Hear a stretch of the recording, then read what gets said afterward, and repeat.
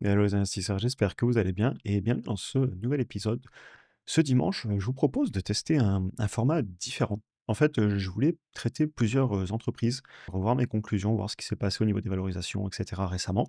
Et on va en passer plusieurs ensemble sous un nouveau format. Aujourd'hui, on va faire Ferrari. J'avais eu une conclusion plutôt positive dessus quand j'avais fait, la vidéo.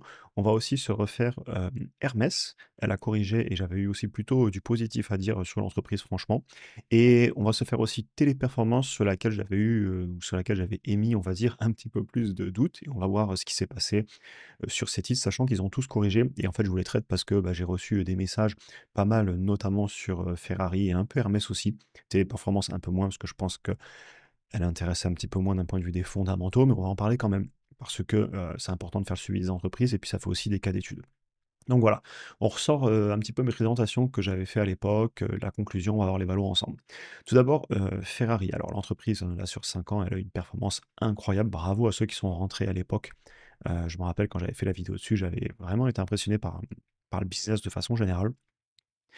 Je suis retourné un peu voir avant, les présentations que j'avais fait.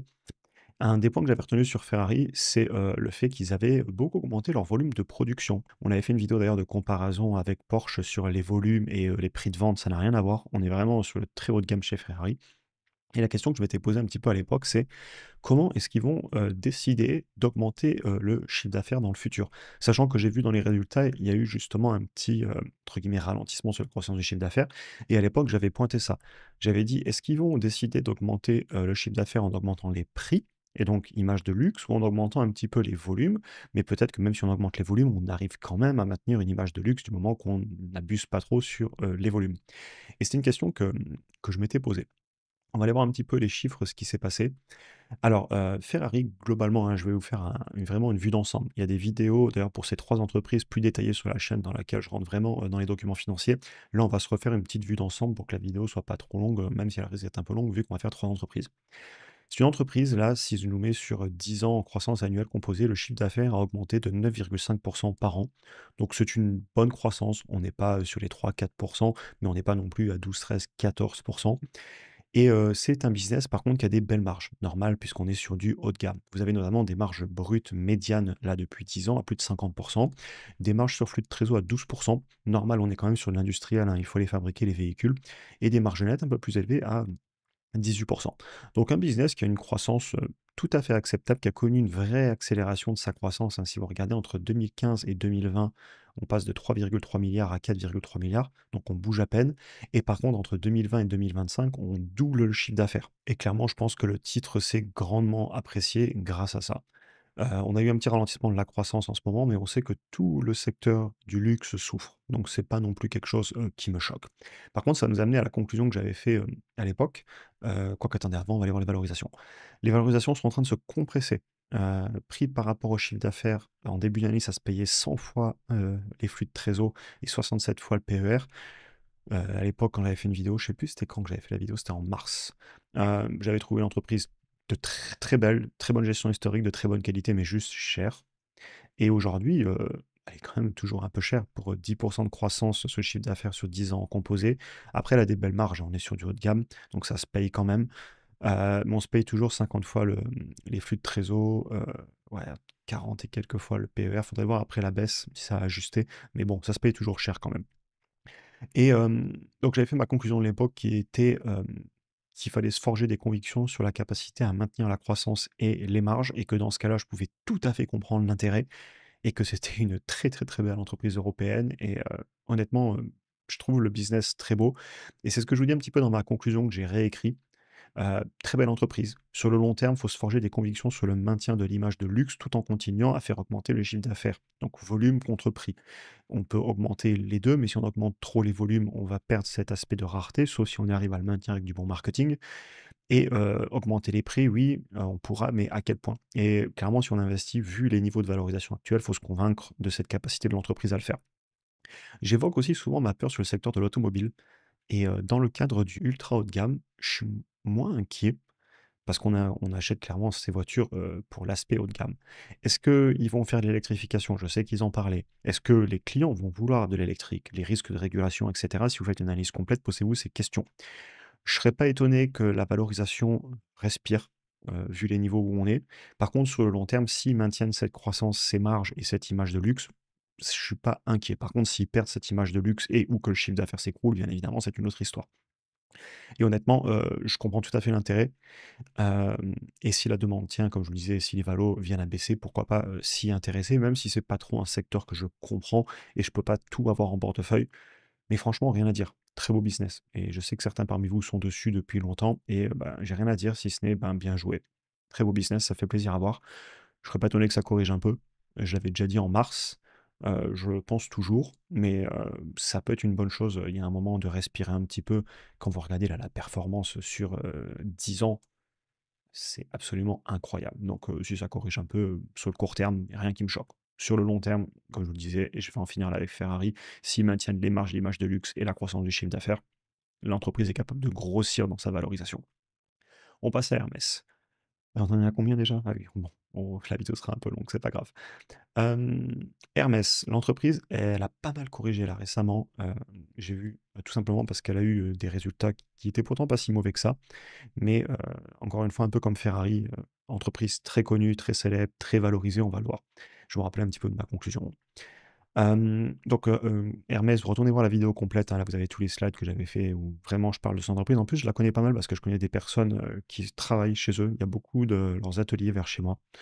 Ah, c'est complètement anecdotique ce que je vous dis, mais donc je connais pas trop mal l'entreprise et puis je l'ai bien étudié aussi. Ce que j'avais dit à l'époque, globalement, c'est que c'était une entreprise, magnifique, qui a une vraie image de luxe. C'est le luxe du luxe du luxe. Ils arrivent à maintenir la rareté et les prix. J'avais passé mon chemin pour la seule et unique raison, de la valorisation. Et si l'entreprise grandit dans sa valorisation via la croissance de son activité, c'est ce que j'avais dit à l'époque, je pourrais m'y intéresser, mais à ce prix, j'avais dû passer mon chemin. Et c'était pas du tout un problème qualitatif. Et encore une fois, ceux qui sont sur Hermès depuis, je sais pas, on va se mettre, allez, là, en 5 ans, bah, bravo à vous. Rien à dire, juste bravo. Très, très, très, très belle entreprise, très belle entreprise française. Et par contre, on va aller voir un petit peu, comme je vous le disais, ensemble, les chiffres. C'est un peu l'objectif ici. Donc on va se mettre RMS, le ticker. Je vais vous faire ça en direct. En plus, moi, ça me facilite la tâche au montage et puis ça vous fait, des vidéos un petit peu plus dynamiques. Alors, croissance du chiffre d'affaires sur 10 ans en composé à plus de 13%. Là, on est commence à être sur de la vraie croissance, hein. Et exactement comme Ferrari, explosion du luxe à partir de 2020. Regardez, on fait plus que doubler le chiffre d'affaires entre 2020 et 2025, alors qu'entre 2015 et 2020, on le double pas. Les marges sont tenues dans le temps, c'est une boîte qui est hyper bien gérée historiquement. Marge médiane, elles vont être hyper élevées, c'est du luxe. 69% de marge médiane, de marge brute, hein, excusez-moi. Heu, donc capacité à fixer les prix énorme. Marge nette de 23%, marge sur flux de trésor de 25%. Rien à dire, très rentable comme business et croissance. Maintenant, la croissance peut ralentir, même pour eux. Je lisais un petit peu, je suis allé lire un petit peu rapidement les résultats, mais on ne fait pas ici des analyses complètes. Globalement, ralentissement en Asie hors Japon et encore une fois, c'est logique, ils ont une grosse partie de leur chiffre d'affaires qui est fait en Asie hors Japon, notamment la Chine et on sait que le consommateur souffre là-bas. Toutes les entreprises du luxe, on connaît l'histoire. C'est pareil pour plein d'autres marques. Maintenant, un business magnifique, je voulais voir les valorisations avec vous. Ça se paye 15 fois le chiffre d'affaires et dans les 50 fois, les prix par rapport au flux de trésor et le PER. Et ça va m'amener un peu à la conclusion que j'avais fait à l'époque. Très belle entreprise sur le long terme. Il faut se forger une conviction sur le maintien de l'image de luxe tout en continuant à augmenter le chiffre d'affaires. Au final, on arrive à se douter que chez Hermès, on augmente, les prix, même si, sur les capacités de production, sans trop en dire, vous ferez vos recherches, mais, ils ouvrent des ateliers. Voilà. C'est des informations de type public, mais j'ai vu des bâtiments se construire, littéralement, puisque je suis pas loin d'un gros centre où ils fabriquent beaucoup et ben, ils construisent. Donc voilà. Donc je pense qu'ils augmentent aussi les volumes, même si c'est des choses sur lesquelles ils communiquent pas trop et tout ce que je vous dis, c'est un constat que je vois tout simplement autour de moi, les embauches, la formation, gros centre de formation pas loin, donc voilà. En ultra local, j'ai la chance de voir des informations passer là-dessus, puisqu'à un moment, quand il y a des embauches, ça en parle dans les villes du coin parce que c'est des centaines et des centaines d'emplois, hein. Donc voilà. Je serais pas étonné que ça respire, vu la valorisation et d'ailleurs en parlant de valo, c'est marrant parce que, je l'avais fait à l'époque le travail et on l'a refait dans le school. On en a parlé l'autre jour, j'ai remontré un petit peu ça. D'ailleurs pour ceux qui veulent nous rejoindre dans le school, vous avez les liens en description et j'en parlerai en fin de vidéo de toute façon. Hem et certainement, c'est une entreprise sur laquelle je commencerai à l'analyser sérieusement sur des niveaux quand même plus bas, hein. Certainement sur les niveaux qu'on on était autour de 2022-2023, qui est pas du tout garanti, hein, parce que l'entreprise peut grandir dans ses valorisations. Mais voilà, à ces niveaux, je suis juste, patient. C'est une très belle entreprise et si les valorisations baissent, pourquoi pas s'y intéresser, mais à ce niveau de prix, je passe encore mon chemin et ça n'a rien contre l'entreprise. C'est juste qu'à un moment, je dois choisir ce que je mets dans le portefeuille et je dois suivre ma stratégie. J'ai établi un prix à payer que j'ai établi sur cette entreprise, j'en ai parlé dans d'autres vidéos, retournez les voir et on n'y est juste pas, donc je joue la patience, j'achète d'autres titres en ce moment et j'ai toujours travaillé comme ça. C'est-à-dire que vous avez, la partie, qualitative. J'aime bien l'entreprise Ferrari s'ils arrivent à passer quelques difficultés qu'ils pourraient rencontrer, et je pense qu'ils en sont capables, vu comme a bien été gérée la boîte historiquement. J'aime beaucoup Hermès aussi. Il y a quelques difficultés sur le luxe en ce moment, mais encore une fois, j'aime l'entreprise. Maintenant, vous avez le qualitatif et vous avez aussi le quantitatif, et d'un point de vue des chiffres, je n'y vais pas. Par contre, si les entreprises corrigent très fortement, ne me faites pas dire ce que je n'ai pas dit, je pourrais un jour vous faire une vidéo disant que j'y vais. Ça est arrivé d'ailleurs il n'y a pas longtemps sur plusieurs entreprises européennes où pendant très longtemps j'ai refusé. Et maintenant, j'ai plusieurs entreprises européennes en portefeuille. Comme quoi, alors que ça fait des années que j'en avais pas. Ne jamais dire jamais, ça y est, j'en ai. Alors que ça fait littéralement des années que j'avais aucune entreprise européenne en portefeuille. Comme quoi, on va passer à Téléperformance, mais ne jamais dire jamais. Téléperformance, on va se mettre sur 5 ans. Alors là, l'entreprise souffre énormément. J'avais fait une vidéo dessus en juin, c'était il y a pas longtemps. Il y avait eu encore des mauvaises nouvelles sur l'entreprise, sachant que j'en avais fait une, je crois, en 2024, il y a assez longtemps. Il faudrait aller voir sur la chaîne, mais j'avais refusé de l'acheter à l'époque. Et après la baisse qui avait continué, j'avais toujours refusé. On va en parler pourquoi rapidement. On va passer un peu moins de temps dessus parce que c'est pas un titre qui m'intéresse, mais on va quand même en reparler si ça peut aider. Hem, Déjà, il y avait eu des mauvaises nouvelles autour de l'IA et clairement, vu que leur business model, c'est, tout ce qui est service client à distance, télévente, assistance administrative et cetera. En fait, c'est des centres d'appel globalement.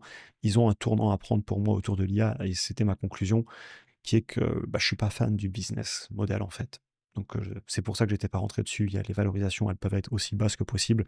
Si j'aime pas le business model, si j'ai peur pour le business model et les valos étaient basses, hein, prix par rapport au chiffre d'affaires un petit peu au-dessus de 1, prix par rapport au flux de trésor à 13. On peut aller les regarder d'ailleurs ensemble rapidement, ce qu'il en est en ce moment. TEP.PA, le ticker. Je suis pas certain qu'on va d'ailleurs, j'ai aucune idée, hein, j'ai pas regardé en amont, hein, j'essaie de vous faire ça un peu en live. Heu, alors, déjà rapidement, croissance du chiffre d'affaires, en composé, il est bon, vous voyez? De 14 par an et il avait stagné entre 2020 et 2023. Il est reparti à la hausse. Les marges vont être faibles, hein, marge nette à 6, marge, sur les flux de trésor à 10. C'est normal sur ce type de business, hein, c'est du service et en plus, c'est du service avec, beaucoup d'employés et de la facturation qui peut pas être très élevée, donc les marges sont faibles. Je suis pas étonné. Au niveau des valos, actuellement, ça se paye, ouais, dans les 10 fois les bénéfices et même pas une fois le chiffre d'affaires, bien en dessous et ça se paye vraiment pas cher parce qu'il y a des grosses peurs sur le titre et c'est ma conclusion. S'ils arrivent à prendre et je l'avais déjà fait à l'époque la conclusion, s'ils arrivent à prendre le tournant de l'IA, et ou si, l'IA s'avère être un flop complet et qu'en fait, l'IA ne remplace pas, une partie, des services qu'ils proposent, de services après-vente, de télévente et cetera. Bah, dans ce cas-là, peut-être que les valorisations sont, massacrées pour une mauvaise raison et là, il y a que vous qui allez vous forger votre opinion sur le qualitatif. Hem, à l'inverse, si par contre les peurs sont réelles, s'il y a une bonne raison de penser que le chiffre d'affaires va baisser et les marges compresser, bien dans ce cas-là, c'est justifié. Encore une fois, sur le court terme, le prix d'une action, c'est l'offre et la demande. Les personnes sur les marchés sont prêtes à vendre et à acheter à quel prix? C'est ça qui fixe le prix sur le court terme, c'est, le marché, le fameux Mister Market de Benjamin Graham. Sur le long terme, on a tendance à revenir aux fondamentaux de l'entreprise et au potentiel de cash flow qui vont être générés. Et là, sur le court terme, il y a des peurs énormes. Et personnellement, et je peux que vous partager ce que je pense, même si le business ira peut-être bien sur le long terme, s'ils arrivent à passer ces difficultés, qu'elles soient réelles ou pas, comme je le disais, et si elles sont réelles, qu'ils arrivent à intégrer de l'IA, et cetera, et si elles sont pas réelles, si l'IA, au final, ben, c'est qu'une mode et c'est pas réel, ce qui est pas mon avis, eh bien peut-être que l'entreprise est sous-valorisée si finalement il y avait pas de peur à avoir.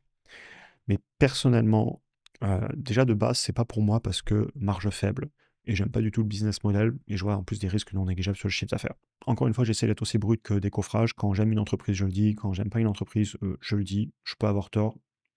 Au final, chacun prendra ses propres décisions, je le dis toujours sur la chaîne. Pour conclure un petit peu, aussi bien, Ferrari que Hermès, j'aime beaucoup ce que je vois et si les valorisations baissent encore, je pourrais refaire des vidéos d'analyse honnêtement. Et d'ailleurs, je viens de vous en faire une de justement de vous reparler un petit peu de ce que j'avais dit. Et puis vous avez les anciennes vidéos sur la chaîne. Sur Téléperformance, je passe toujours mon chemin. N'hésitez pas à me dire ce que vous pensez de ce type de vidéo. Alors, c'est pas dit que j'en fasse tout le temps, mais j'étais inspiré ce matin de ressortir mes slides. Comme ça, en plus, vous voyez comment je construis les vidéos. Et je voulais jongler un petit peu sur les onglets, regarder avec vous des chiffres en direct. Voilà pour la vidéo. Et pour ceux qui veulent aller plus loin, vous pouvez nous rejoindre aussi bien dans le programme pour avoir accès à toute la formation vidéo, aussi les appels individuels en option si vous voulez me poser vos questions, tous mes fichiers, mon portefeuille, etc. Et pour ceux qui veulent nous rejoindre dans la communauté à laquelle vous avez évidemment accès si vous êtes dans le programme, vous avez aussi le lien en description. C'est sans engagement et en fait dans cette communauté, c'est tous les posts et les vidéos exclusives que je fais pour le programme qui sont aussi disponibles pour les personnes qui veulent pas l'aspect formation, accompagnement, SAV, mais qui veulent juste avoir des posts au quotidien de ce que je pense, des vidéos beaucoup plus brutes de décoffrage, mes analyses, mes revues de portefeuille, mes achats, mes ventes, etc. C'est disponible aussi. Et en plus, c'est un point d'entrée. Vous êtes pas mal à nous rejoindre dans la communauté. Ça permet de voir du contenu et pourquoi pas ensuite passer à l'aspect beaucoup plus formation pour vraiment travailler sur la méthodologie, aller beaucoup plus loin aussi, par exemple, sur les options, etc., sur tout ce qui est plus technique, fichier de valorisation. Donc voilà, j'espère que ça vous aura intéressé. Je vous souhaite une excellente journée en tout cas, et à très bientôt pour un prochain épisode.